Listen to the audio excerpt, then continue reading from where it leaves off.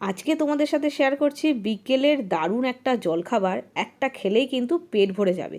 তো দেখো, প্রথমে আমি আলু সেদ্ধ করে নিয়েছিলাম, 2টো আলু নিয়েছি, নিয়ে ছুলে নিচ্ছি। তো তোমরা তোমাদের পছন্দের মতন রেসিপিটা বানাতে পারো, আমি আমার মতন করে বানাচ্ছি। আলু দুটোকে ছুলে এবার হাত দিয়ে চটকে নিলাম প্রথমে।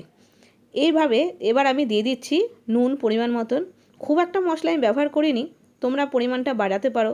দিয়ে দিলাম কাঁচা লঙ্কা, যেমন পরিমাণ তোমরা বাড়িয়ে নেবে, আমি একটা কাঁচা লঙ্কা দিয়েছি ভাজা জিরের গুঁড়ো, দিলাম একটু গোলমরিচ, একটু ধনেপাতা। এখানে তোমরা একটু চাট মশলা ব্যবহার করতে পারো, আমার কাছে চাট মশলা ছিল না বলে দিতে পারলাম না। গোলমরিচের পরিবর্তে তোমরা লাল লঙ্কা ব্যবহার করতে পারো।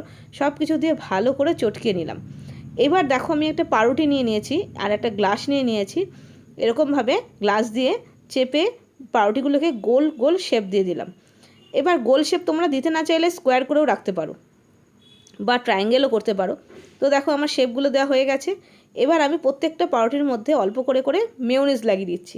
এবার তোমাদের ইচ্ছে না হলে মেয়োনিজ লাগিও না, তোমরা বাটারও লাগাতে পারো, তোমরা চিজও লাগাতে পারো।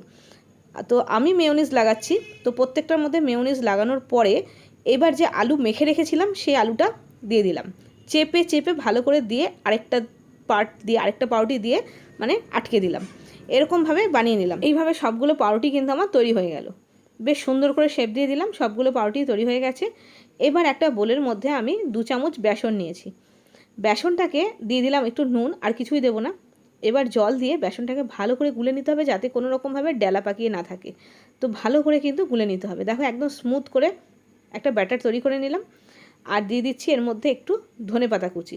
নুন দিয়েছি আর আমি ধনেপাতা দিলাম, বেসনের একটা গন্ধ থাকে সেটা দূর করার জন্য। তো সেই জন্য বেশি করে একটু ধনেপাতা দিয়ে দিলাম। বেশ, ধনেপাতা দিয়ে নাড়াচাড়া করে এইবার যে পাউরুটিটা বানিয়েছি সেগুলোকে এভাবে ডিপ করলাম। কড়াইতে দিয়ে দিয়েছি সাদা তেল। তেলটা যখন ভালো করে গরম হয়ে গেছে তারপরে দিয়ে দিই। এবার তোমরা ভাবতে পারো সাদা তেলে আমি ভাজছিলাম, তেলটা হঠাৎ করে হলুদ হয়ে গেল কেন?